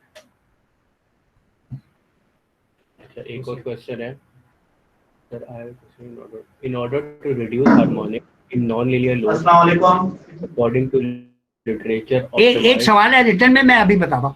ये Faiza Anam, literature optimized STATCOM are also used. Sir मेरा एक क्वेश्चन है आपसे, Effective if we compare hybrid filter and STATCOM. Hybrid filter सबसे ज्यादा मतलब ये कि अच्छा है, मतलब इसकी डिफरेंट फॉर्म्स हैं और मैं इसको प्रीफर करूंगा कि हाइब्रिड फिल्टर लगा, लेकिन अगेन कॉस्टली अफेयर है, तो कॉस्ट के हिसाब से आपकी रिक्वायरमेंट के हिसाब से लगना चाहिए। ये इसका जवाब है। अहमद का भी क्वेश्चन है, अहमद का क्या क्वेश्चन है? अस्सलाम वालेकुम। वालेकुम सलाम। अस्सलाम वालेकुम। वालेकुम सलाम। सर मेरा एक क्वेश्चन है आपसे कि आपने बताया थे कि इसमें दो फिल्टर लग सकते हैं, एक है TNC और दूसरा है TNS। इनमें से जो आप कह रहे हैं कि फिल्टर की ग्राउंडिंग होना चाहिए, मेरा सवाल यह है कि ग्राउंडिंग एक हमारा सिस्टम लगा होता है, उसी के साथ हम ग्राउंडिंग कनेक्ट करें या इसकी ग्राउंडिंग अलग से करनी चाहिए? देखिए ये पूरी सिस्टम अर्थिंग पे डिपेंड करता है कि आपकी लूप इंपीडेंस अगर जो है ना क्या कहते हैं बढ़ रही है जिस लोकेशन पे है, कि देखिए लूप इंपीडेंस जो है ना आपके प्रोटेक्शन को ऑपरेट करेगी। अगर लूप इंपीडेंस लिमिट से बढ़ रही है तो आपको एक और ग्राउंड लगाना पड़ेगा और उसके सेपरेट पिट बनानी पड़ेगी, मतलब सेपरेट पिट बना के और उसका पूरी लूप को चेक करना पड़ेगा। यही नहीं है कि सिस्टम अर्थिंग आपने कोई 1 किलोमीटर दूर से लेके आ रहे हैं और वही सिस्टम अर्थिंग चलेगी, नहीं, ये बिल्कुल गलत है।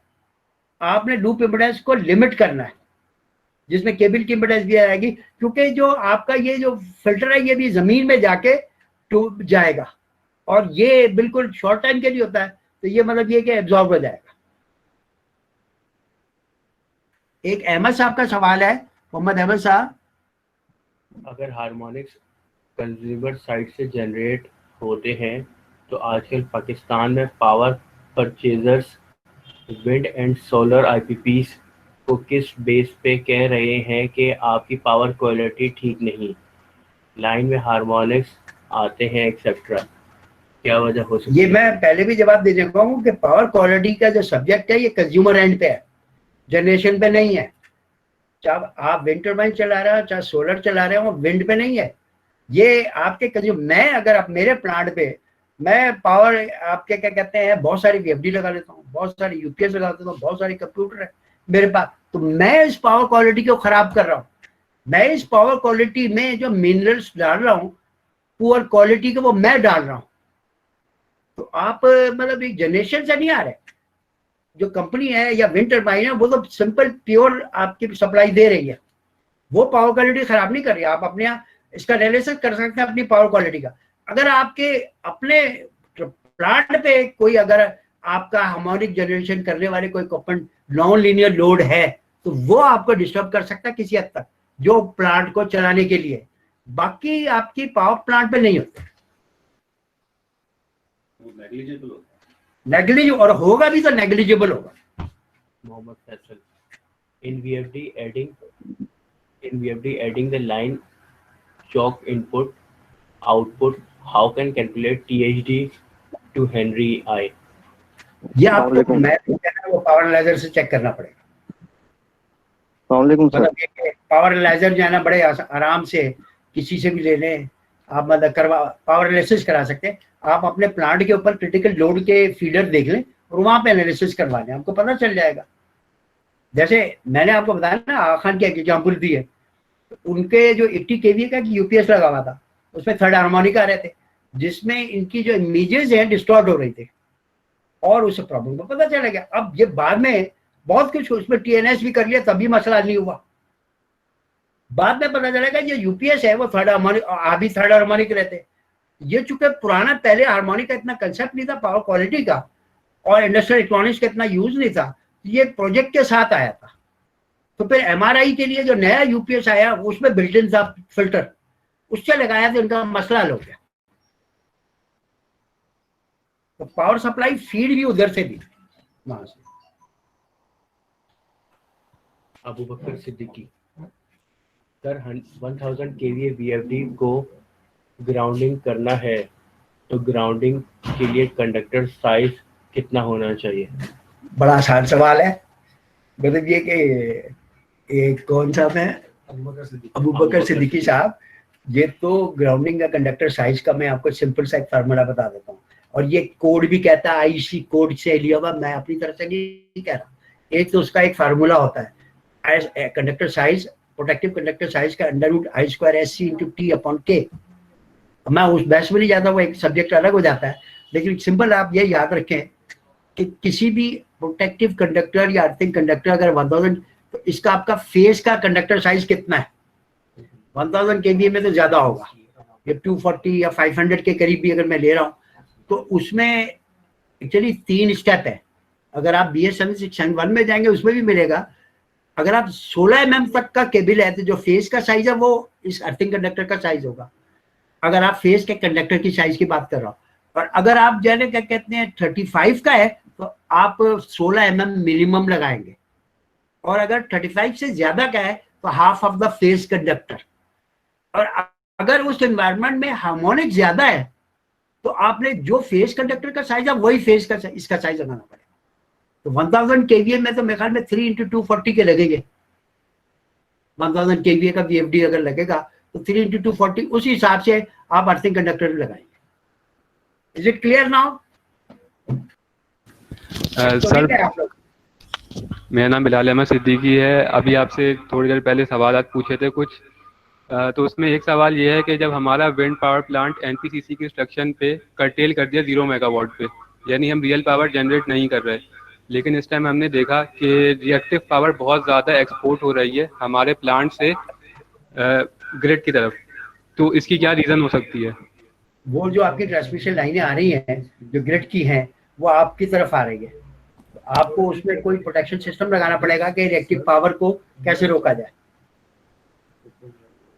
मतलब ये जो पूरा नेटवर्क है, नेटवर्क की रिएक्टिव पावर आपकी तरफ आ रही है। देखिए, आप पावर प्लांट चलाते तो उसकी अपनी रिएक्टिव पावर होती है, सर सॉरी टू इंटरप्ट है। अब ये सिस्टम की आपकी तरफ आ रही है। सर सिस्टम की नहीं, सर सिस्टम की नहीं आ रही है, हमारे प्लांट से सिस्टम पे जा रही है, एक्सपोर्ट हो रही है हमारे प्लांट से, सिस्टम में जा रही है, रिएक्टिव पावर ज्यादा है।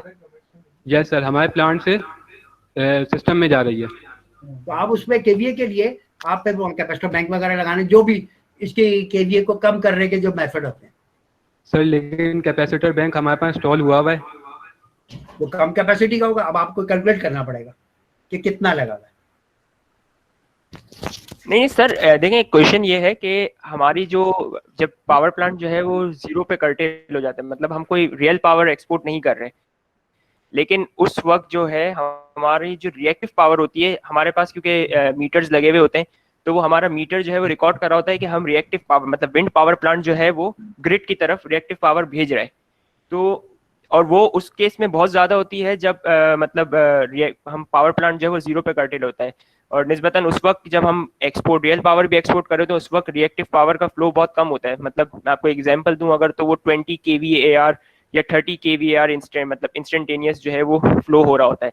लेकिन जब विंड पावर प्लांट जो है वो 0 पे कर्टेल हो जाता है तब वो वैल्यू जो है वो 700 और 800 kVAR जो है वो फ्लो हो रही होती है। ठीक है, इंस्टेंटेनियस की बात कर रहा हूँ। तो होता ये है कि at the end of the month, कि अगर उसने किसी महीने में हमें बहुत ज़्यादा कर्टेल करवा के रखा हुआ है, तो at the end of the month हमारा जो मीटर है वो kVARH की वैल्यू बहुत ज़्यादा रिकॉर्ड करता है, और किलोवाट की वैल्यू कम होती है, तो at the end of the month वो पावर फैक्टर हमारा जब हम कैलकुलेट करते हैं तो वो लो होता है। तो हमारे पास कंप्लेन आ जाती है कि यार आपने जो है वो पावर फैक्टर जो है वो लो रखा, मतलब आपका पावर फैक्टर लो मेंटेन हो रहा था। तो पूछने का मकसद ये है, सवाल ये है कि जब हम जब बिल्कुल जीरो पे कर्टेल होते हैं तो उस वक्त की रिएक्टिव पावर फ्लो किस वजह से हो रहा होता है इतना ज्यादा, और वो भी इतनी ज्यादा वैल्यू हमारी तरफ ट्रांसमिशन लाइंस पे क्यों जा रहा होता है? तो आपके यहाँ कोई ऐसी चीजें लगी जो रिएक्टिव पावर क्रिएट कर रही है ज्यादा? कुछ चीजें जाहिर पता, प्लांट अगर जीरो पे भी आएगा तो कुछ ना कुछ तो चल रहा है, इसका मतलब आपकी रिएक्टिव पावर ज्यादा है, तो आपको कैपेसिटर बैंक बढ़ाने पड़ेंगे। तो वो आपने जो रखते हैं उस हिसाब से पावर फैक्टर आपको मेंटेन करना पड़ेगा। मुझे जो नजर आ रहा है, जब तक पूरा प्लांट स्टडी ना करे, इसमें आपके कैपेसिटर बैंक कम लगेगा। सर इसका क्या एक रीजन ये नहीं हो सकता कि जब हमें वो जीरो पे कर्टेल करवाते हैं तो इनकी ट्रांसमिशन लाइंस भी जो है वो बिल्कुल खाली पड़ी हुई होती है, और उस पे ट्रांसमिशन लाइन जब खाली पड़ी हुई होती है तो उन पे जो है वो जो कैपेसिटिव एक लाइन कैपेसिटिव हो जाती है, तो उस कैपेसिटिव इफेक्ट को जो है वो खत्म करने के लिए या रिड्यूस करने के लिए हमारी तरफ से रिएक्टिव पावर का फ्लो हो रहा होता है। क्या ये एक इसकी पॉसिबिलिटी है? ये भी हो सकता है। मैं ये पूरे एक सिस्टम को ग्रिड के साथ जो आपने कनेक्ट किया हुआ है उसको स्टडी करना पड़ेगा कि क्या रियल प्रॉब्लम क्या है। चल ठीक है, थैंक यू। अच्छा, ये हासिल साहब का क्वेश्चन है, area are unaddressed like dips, surges, inrush current, ripples etcetera. देखिए डिप्स से जो है ना, डिप्स और सर्जेस ये भी पावर क्वालिटी को डिस्टर्ब तो करते हैं। डिप्स अलग है, डिप्स पे ड्यूरेशन ज्यादा होती है और ये फ्यू सेकंड्स के डिप्स होती हैं। इसी तरह सर्जेस में ये माइक्रो सेकंड में आ जाती है, मतलब सर्जेस ट्रांजिट्स आ गई यहाँ पे। इसी तरह रिपल्स भी आपके जो है उसकी टाइमिंग चेंज होती है, इसके डिफरेंट टाइमिंग्स हैं, मतलब जो आपकी साइन वेव है उसकी टाइमिंग चेंज हो जाती है जो डिस्टर्बेंस की। ये तीनों की डेफिनेशन है, एक की शायद 5 सेकंड 3 सेकंड इस तरह है डिप्स की। डिप्स और सर्जेस में फर्क है, और सर्जेस की माइक्रो सेकंड में आ जाती है। लेकिन ये हार्मोनिक्स का पार्ट तो नहीं, ये हार्मोनिक मतलब ये कि जनरल पावर क्वालिटी के बारे में बात कर रहे हैं, जनरल पावर क्वालिटी के हिसाब से बात कर रहे हैं। अभी टॉपिक तो हार्मोनिक्स है ना, टॉपिक हार्मोनिक का वो कह रहा है ये इसमें शामिल नहीं है। हाँ, तो ये इसलिए हम तो हार्मोनिक्स की बात कर रहे थे, और मैंने ये सब्जेक्ट लिया भी इसीलिए था कि हार्मोनिक्स की हमें भी 25 साल सर्विस करने के बाद एबीसीडी नहीं पता, तो जब ये केसेस आए तो तब इसको स्टडी किया हमने। थैंक यू जी। अब आपकी तरफ से कोई खाना भी मुझे खिलाएगा, लंच टाइम हो रहा है। ये दोबारा हाँ क्या है इसमें तो थैंक्स है सर मैं एक प्रोजेक्ट किया है synchronous condenser 1600 kVA for power factor improvement and for avoiding harmonics and PC Lahore में इसको प्रेजेंट भी किया है, गोल्ड मेडल अवार्ड हुआ है। बहुत मुबारक। कंडेंसर अल्हम्दुलिल्लाह सक्सेसफुली चल रहा है। मेरा सवाल ये है, मैं से कितने केवीआर जनरेट कर सकता हूँ? ये तो डिपेंड करता है अब इसकी कैपेसिटी, मतलब ये कि आप केवीआर निकाल लें 600 केवीए से पूरा पावर फैक्टर डायग्राम बना लें जिसमें केडब्ल्यू जितना कंज्यूम हुआ उस हिसाब से केवीआर भी निकाल सकते हैं। पहले तो आपको मुबारक हो गया, आपने कंडेंसर लगाया और बड़ा अच्छा किया। ये भी पावर फैक्टर मतलब ये है कि सप्रेस करते हैं यहाँ पे, ये बड़ा अच्छा है सजेशन, जिस भी कंसल्टेंट का था बहुत अच्छा सजेशन है। लेकिन अब ये जारी बात है, अब यूज टू नहीं है लोग इनके साथ इतने, तो कैपेसिटर बैंक की हर जगह कैपेसिटर बैंक ही लगाते जा रहे हैं। क्या आप total VFDs are installed 50, but some VFDs are generated high harmonics after check that analyzer. Please advise how control such as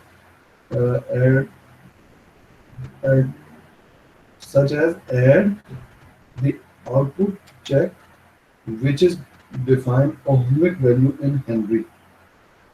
देखें आप इसकी जो आपके समझ रहे हैं आप कि हार्मोनिक ज्यादा करें, उसकी एक एसएलडी बना लें, सिंगल लाइन डायग्राम बना लें और उसमें कपलिंग पॉइंट निकाल लें। जारी बात है उस कपलिंग पॉइंट पे पावर एनालाइजर से हार्मोनिक चेक कर लें तो आपको पता चल जाएगा कि ये ज्यादा है। फिर उसकी रिमेडियल क्या करें, वो कई चीजें हैं जो मैंने आपके साथ डिस्कस की है कि अगर उस हार्मोनिक ज्यादा है तो उसको कर्टेल कैसे किया जाए। ये फिल्टर आपके, इसका मतलब है कि पता नहीं वो कंपनी को देखे, या कंपनी ने अगर आपको बेचा है वो बड़ा बड़ा वो क्या कहते हैं, उसको बोलेगा आपने तो आपके कैटलॉग में इतनी हार्मोनिक की गारंटी है आईसी के कोड के मुताबिक, आप बताएंगे ये क्यों नहीं है। मतलब बालों का मैंने तो आपको बताया ना कि वेंडर क्या करते हैं कि देखे ये जो इम्पोर्ट सेल्समैन है ये कंपोनेंट उसमें से निकाल लेते हैं। यूपीएस आप खरीदेंगे बड़ा तो उसमें कंपोनेंट निकाल लेंगे ताकि इंपोर्ट की कॉस्ट कम हो जाए, आपको नहीं पता। बाद में जब प्रॉब्लम आया तो फिर आप सर्च करने लगे, वो पता भी नहीं चलता कि भाई क्या हुआ क्या नहीं। बड़ी कंपनी है, बड़ा नाम है, तो आप उसमें कहते हुए भी डर लगता है। इसलिए हम अपने आप को जरा ग्रूम करने की कोशिश करें।